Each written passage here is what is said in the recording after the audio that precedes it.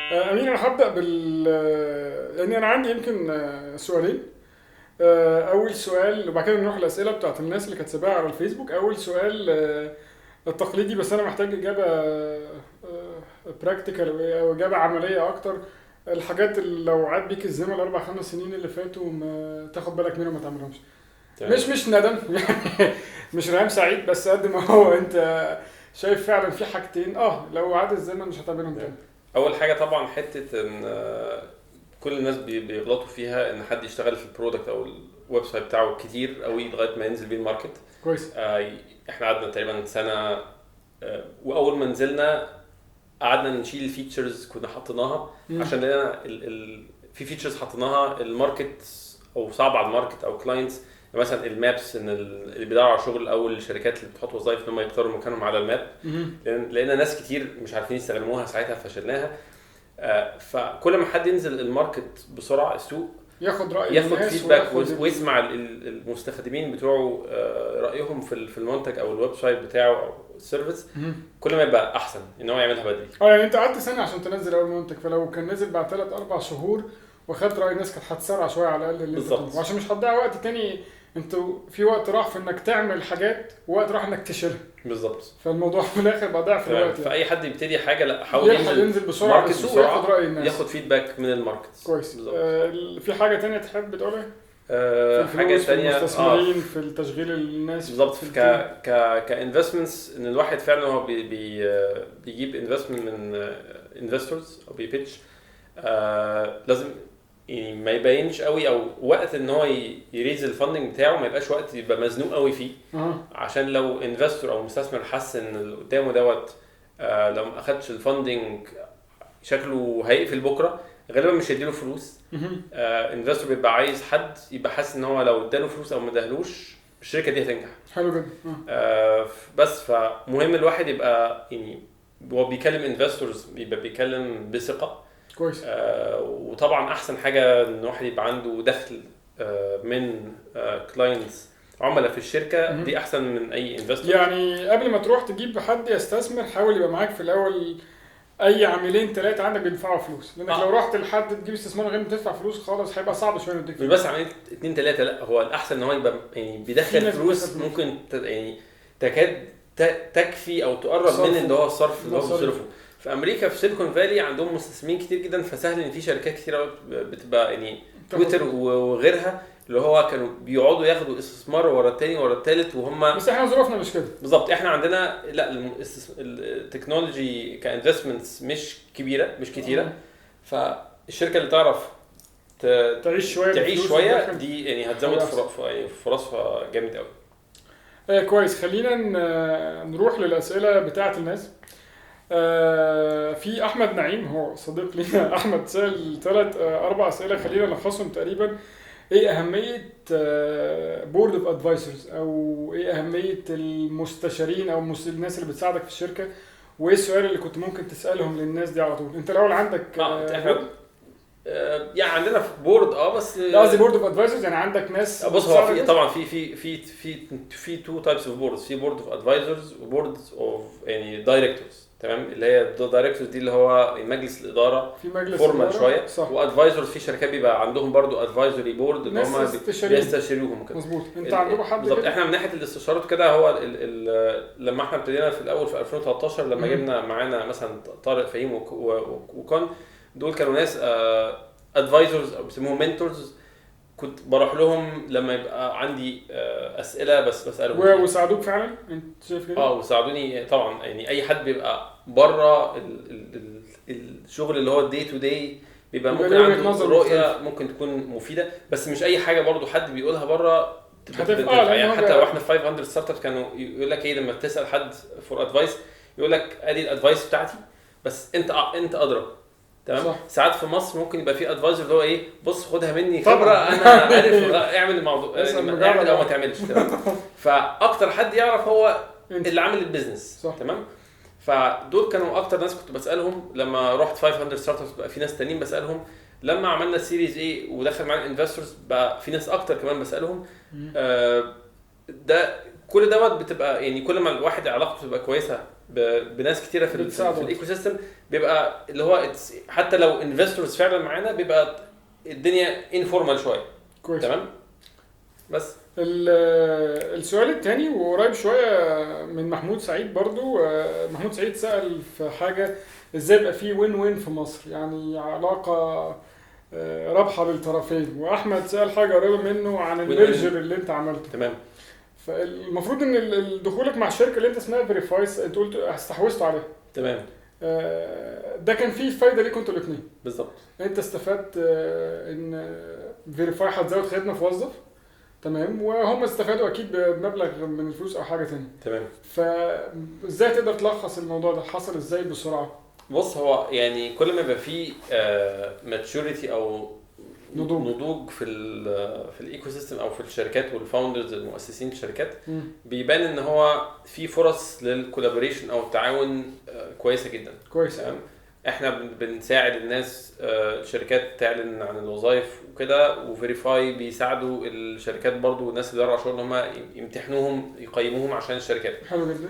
وهم قبل ما انك احنا بقى لنا مثلا قعدنا بالظبط قعدتوا قد ايه تقريبا تتكلموا معاهم؟ سنه ونص سنتين قبل ما نعمل سنه ونص تتكلموا مع بعض. بالظبط. فاول حاجه ان هو كان شغال وكان بيبيع الاسسمنتس ديت وبيجرب الاسسمنتس اللي هم شغالين عليها، عمرو الجبري اللي هو السي او بتاع الشركه، وجرب بيشتغل. يعني لما شركه بتروح له محتاجين يعينوا، بيجرب الاول يحط الجوبز بتاعته على وظف وعلى مواقع اخرى كومبيتيتورز، فقعد يجرب الموضوع، لقى ان موظف بتجيب له احسن نتيجه. حلو جدا. تمام. فابتدى يشتغل بقى كلاينت مع عندنا. كويس. وبيدفع لنا فلوس ككلاينت. وبعد كده يعني كلمني وقال لي تعالى نقعد وبتاع، احنا بنعمل 1 2 3. قلت له ده حلو جدا وبتاع. احنا زمان لما في البيزنس بلان كومبيتيشن بتاعتنا كنا كاتبين ان احنا عايزين نعمل اسسمنت. بالظبط. بس في نفس الوقت الواحد بيبقى محتاج دايما حاجه برضو مهمه جدا، الواحد يفوكس. تمام. ساعات في شركات بيتشتتوا كل شويه يجي له بالظبط. انتوا لما عملتوا الاستحواذ ده هم لسه الفريق شغال لوحده؟ بالظبط. هم الفريق بتاع فيريفاي شغال. تمام. بيشتغلوا ساعات من عندنا من مكتب، في مكتب تاني عندهم في الجريك كامبس بيعملوا فيه اسسمنتس. بس احنا بنمرج التيمز كلهم بحيث انهم جزء من الشركه بالكامل حتى المكان. وقعدنا فتره بنتكلم مع بعض، نعرف بعض كويس جدا، عشان حاجه زي اكوزيشن. يعني في انواع مختلفه من الاكوزيشن. في واحد ممكن يشتري شركه ويمشي الناس بس هو عايز المنتج او البرودكت بتاعهم. لا، احنا عايزين التيم نفسه. حلو جدا. فمهم جدا، زي واحد بيدور على فاوندر، زي واحد بيدور على انفستور، دي عامله زي علاقه كان واحد بيتجوز. بالظبط. فلازم في فتره خطوبه يعني لازم واحد يعرف اللي قدامه ده كويس جدا عشان هيشتغل معاه فتره طويله. فاحنا علشان كده قعدنا يعني فتره كويسه نتكلم مع بعض قبل ما نعمل الاكوزيشن. كويس. محمود سعيد بيقول بيسأل عن شويه حاجات ممكن تقولها لنا عن السوق من موظف. انتوا ما بتطلعوش الحاجات دي، اعتقد هتبقى حاجه كويسه. يعني هو بيسأل كذا سؤال ما اعرفش تقدر ترد على ايه فيهم. ايه اكتر مجالات فيها نقص عندك الحاجات دي ولا مش؟ بص، هو عندي حاجات يعني عامه. يعني ايه اكتر مجالات فيها فعلا نقص، وايه العكس؟ يعني ايه اكتر كواليفيكيشنز موجوده مش لاقيين شغل؟ اكتر حاجات مثلا عليها اللي هو بنسميه الديماند والسبلاي، العرض والطلب في الماركت. اكتر حاجات يعني الناس بيقدموا عليها كتير جدا كوظائف، الاكاونتنج والاتش ار. المصريين كلهم محاسبين واتش ار. الاكاونتنج والاتش ار دي بتتحط الجوب، طالبين شخص واحد بيقدم عليها من 300 ل 500 على الوظيفه. ما شاء الله. فطبعا وفي ناس طبعا يعني كده واضح ان يعني البلد فيها محاسبين واتش ار ل5 سنين جايه. خريجين تجاره كتير جدا. ويعني ونصيحه لاي حد خريج تجاره انك هتشتغل محاسب دي مش لازم. يعني الماركت فيه حاجات كتيره جدا، دي حاجه مش سهله بالنسبه لهم. وفي الناحيه الثانيه بقى حاجات اللي هي السوفت وير المطورين. بما ان احنا يعني اونلاين، فمن اكتر الاندستريز او اللي شغاله ان هم بشركات بتعين اونلاين هم شركات السوفت وير. عندنا جزء كبير جدا. وحاجات السيلز. تمام. السيلز يعني تقريبا تلت الوظائف عندنا تقريبا سيلز. ما شاء الله. مصر عموما يعني حتى الشركات المالتي ناشونال اللي بره بيعملوا شغل الانجينيرنج والريسيرش والار ان دي بره، وبيبيعوا في مصر. ففي شغل سيلز كتير جدا في مصر. تقريبا تلت الوظائف اللي عندنا سيلز. وفي ناس في مصر ساعات بيبقى يعني تعرفهم عن السيلز او يعني سمعه السيلز ان هي مش حلوه. طبعا. مع ان السيلز دي لما بتبقى حد بيبقى فعلا شاطر عاده بيبقى اكتر حد اعلى مرتب في الشركه ممكن يبقى مرتب الشخص السيلز. وهو انا دايما مقتنع ان السيلز ده هو الممثل، يعني المخرج قاعد ورا والمسرحيه قاعد والخشبه، لو فيش واحد طلع باع كلنا قاعدين بنعمل ده راس الحرب. اللي هو الراجل هيدخل الفلوس في الاخر. بالظبط. فالسيلز ونرجع تاني برضو حاجات السوفت وير برضو، يعني عندنا نقص كتير في مصر في المطورين والمبرمجين بالظبط الشاطرين. عشان احنا يعني عندنا كتير موضه طلعت دلوقتي من غير ما حد هو ده نقص يعني جلوبال في العالم كله. يعني في اول سيليكون فالي شركات بتتخانق على الناس الديفلوبرز والسوفت وير انجينيرز، وفي اوروبا وكل حاجه، زائد الناس اللي في مصر اللي بيسافروا. يعني في كميه ناس في مصر الفتره الاخيره دي بيسافروا كتير جدا. فالسوق يعني جعان جدا لناس تانيين. يعني اي حد خريج، اي حد يعني حتى قرايبي، اي حد لسه في جامعه حتى لو مش كمبيوتر، بقول له اتعلم، يعني اتعلم اي حاجه سوفت وير انجينيرنج، اتعلم بس هو محتاج اتعلم حاجات داتا، اتعلم يعني في كميه حاجات ليها علاقه بالتكنولوجي عموما. لو اتعلمها هيلاقي شركات كثيره جدا في مصر محتاجاه، او يعني سكته ان شاء الله سلك على بعض ان شاء الله.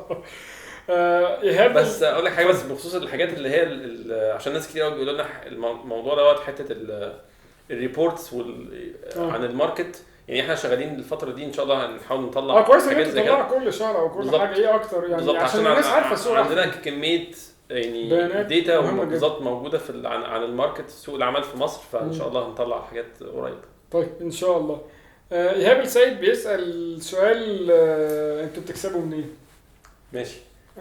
بنكسب من يعني الشركات عندنا بيجوا بيدفعوا اشتراك شهري علشان يعلنوا عن الوظائف. مش اعلانات يعني، لانه كان بيسال اعلانات ولا اشتراكات؟ لا اعلانات اللي هي جوجل ادسنس دي، اعلانات على الموقع. لا دي ما بنعملهاش. تمام. دي عاده بتتعمل في المواقع بتاعت الكونتنت اللي عندهم ترافيك عالي ومحتوى كتير جدا، بيعملوا اعلانات عموما لاي حاجه.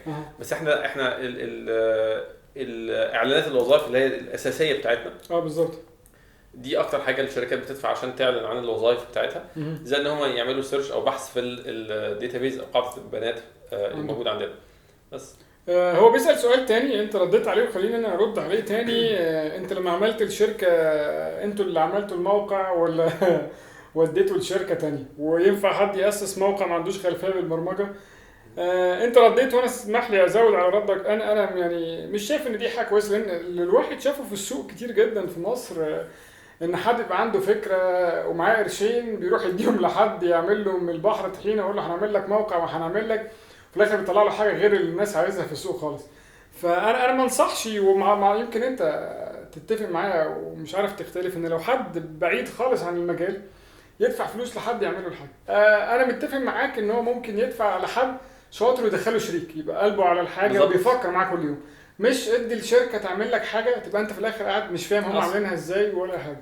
بالظبط. لو واحد الشغل بتاعه الشركه، يعني شغل شركه يعني تكنولوجي كومباني او تكنولوجي انيبلد كومباني، فالكور بتاعه الاساس هو التكنولوجي او البرودكت، فلازم هو فاهم. فما ينفعش اللي هو القاعده بالنسبه لي اللي هو ما ينفعش حد اوت سورس الكور بتاعه. ما هو للاسف الموضه بقت البرامج، فيعني كل واحد قاعد قال لك الناس دي اوبر بتكسب، كريم بيكسب، وظف بيكسب، فنعمل لنا حاجه زيهم. ما بالظبط. ما ساعات بتبقى باينه حاجه زيهم، دي حاجه سهله بس بالزبط. هي عاده مش سهله. هو بيروح الواحد بقى بيبيع له دي، بص انت 10000 جنيه هعمل لك حاجه زيهم. في ناس انفسترز في مصر عندنا كنت قابلتهم في 2015 وبورد انفستمنت كوميتي كبيره، وجيت اقول لهم احنا بنعمل 1 2 3. قالوا طب يعني ايه المشكله؟ يعني ما انا ممكن اجيب ممكن اي حد تاني كومبيتيتور يجيب 2 3 ديفلوبرز ويعمل السايت بتاعكم بس خلاص. بس فرديت عليه قلت ما هو اي 2 3 يجوا يعملوا فيسبوك بالظبط. هو يعني بس لا الموضوع اصعب بكتير جدا من واحد يجيب 2 3 ديفلوبرز يعملوا اي سايت الا لو حاجه صغيره جدا، موبايل اب صغير جدا، هيعمل حد عايز يعمل بروتوتايب بسرعه ماشي، ده ممكن صح يطلع عند حد. بس الفكره ان هو دايما اي حد بيبقى محتاج يطور ويديفلوب في الابلكيشن بتاعته على المدى الطويل، فلازم يبقى ناس ان هاوس ويبقى هو فاهم او معاه شريك فاهم ويبقى متحمل جدا الموضوع ده دايما. يفضل. في سؤال اخير من احمد خطاب، هم 3 اسئله بس ما اعتقدش انك هتقدر ترد على كله. هو اول واحد منهم الشركه ليجالي او قانونيا مكانها فين وليه؟ بالظبط احنا مؤسسين زي ما قلت شركه في بي في اي. دي اللي هي الجزر بريطانيا العذراء. بالظبط دي من احد المناطق المستثمرين بره بيفضلوها. هي بس انا كويس ان انت قلت كده، لان انا عايز اضيف حاجه. لان من فتره طلع في مصر تقريرات صحفيه ان كل الحراميه بيحطوا فلوسهم في البي في اي وكان وفي قبرص والحاجات دي كلها. هو الفكره يا جماعه ان البي في اي دي هي حاجه انا مش متاكد هي تابعه للمملكه المتحده ولا لا قانونيا، بس غالبا هي شبه بالظبط شبه انجلترا. لكن هي دوله العالم كله عارفها والناس كلها بتثق فيها. المشكله اي مستثمر بره عشان يحط معاك فلوس مش هيحط في مصر يعني والناس اللي بتحط فلوسها بره هي مش على حراميه ولا حاجه، بس عشان يقدر في امير يجيب فلوس من بره لازم يبقى في حته بره ضامن فلوس، مش هيقف في الاخر قدام القضاء المصري يعني. بالظبط هو قانونا بيبقوا مرتاحين في اماكن معينه بالزبط. منها الحاجات زي اللي شبه البي وغالبا في جزء منها عشان الضرايب. لا بس المستثمرين اللي هم في التكنولوجي بالذات لا هو مش هو الغرض ان هو يبقى حاجه هو عارف القانون بلد، هو عارف القانون بتاعها. يا اما يقول لك بي في اي، يا اما في امريكا عندهم ديلاوير. بس انت في الاخر برضه عشان ما حدش يفهم ان انت هربان، انت عندك شركه بشر سوفت متسجله في مصر. طبعا مؤسسين شركه في مصر والضرايب وكل حاجه دي. بالظبط عشان لما قلت ضرايب يقولوا الراجل هربان. بالظبط. فغير الشركات بي في اي في ناس انفستورز ممكن يطلبوا في ديلاوير، بس دي ما حدش ياسس فيها الا لو فعلا هيخدم الماركت او سوق في امريكا، او عنده مستثمرين كبار من امريكا اصروا عليها ديلاوير. وفي برضه في ساعات ناس بيطلبوا في دبي.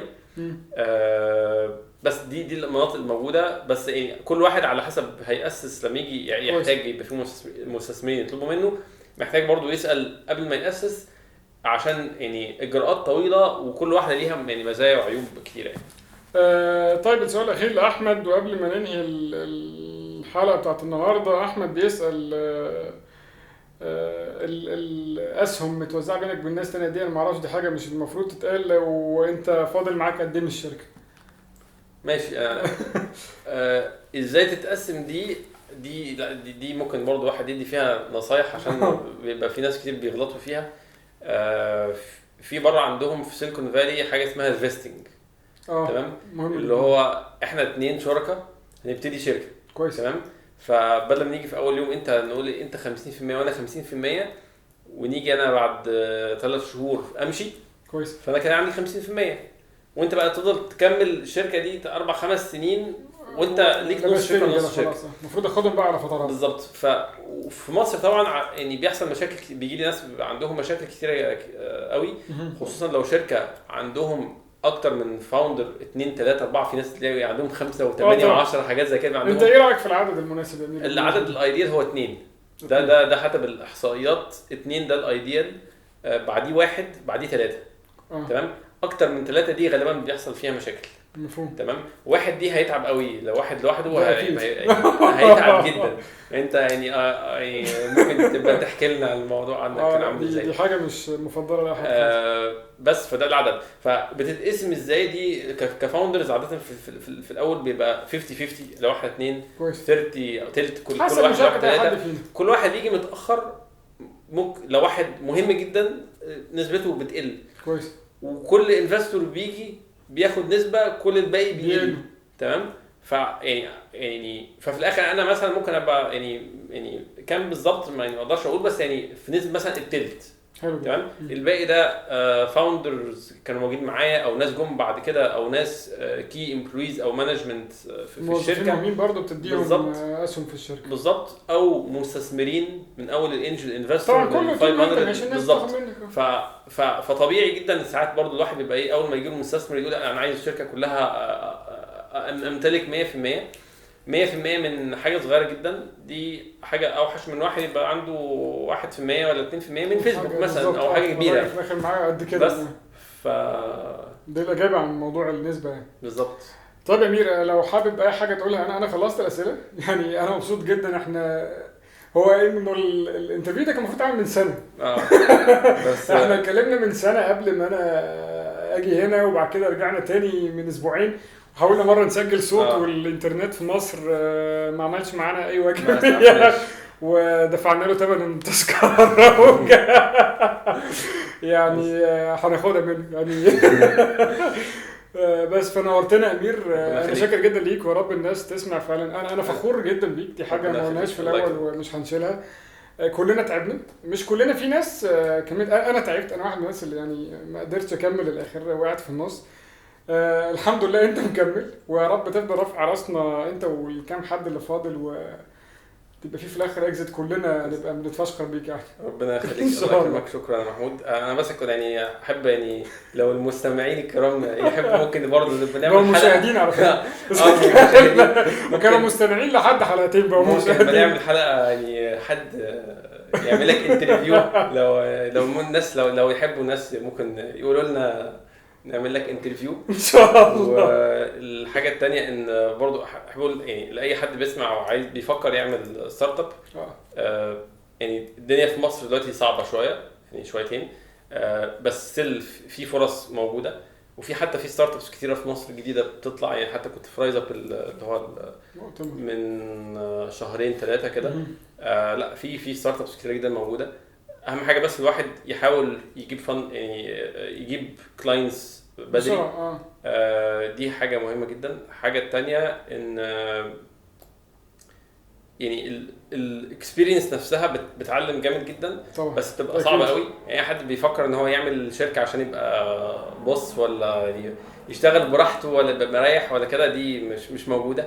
اعتقد من اصعب ما يمكن الواحد يعمل شركه، وكل ما الدنيا بتكبر بيبقى الصعوبات. لو هي الناس دايما بتقرا عن الفلوس ما بيقروش عن المشاكل التانية. دايما الناس مقتنعه ان الناس بتبيع، وبيقروا ان في 5 نجحوا في فيسبوك وهكذا. عاده الناس بتسمع عن الناس بعد ما يكونوا مروا بالصعوبات. هم ما بيعرفوش قد ايه ابل ومايكروسوفت وامازون. ايه ده شركات حلوه يعني. لا هي الموضوع صعب يعني. الناس اللي انتحرت كتير والناس اللي قفلت كتير. فاللعبه صعبه، ممكن تكون ممتعه. والنجاح ان انت بتعمل حاجه دي مهمه، بتفيد ناس تانية كل يوم وانت نايم بالليل. طبعا بتحس انك بتاثر في حياه ناس تانية انك بتعمل حاجه مهمه. بس شكرا جدا يا امير، نورتنا. شكرا.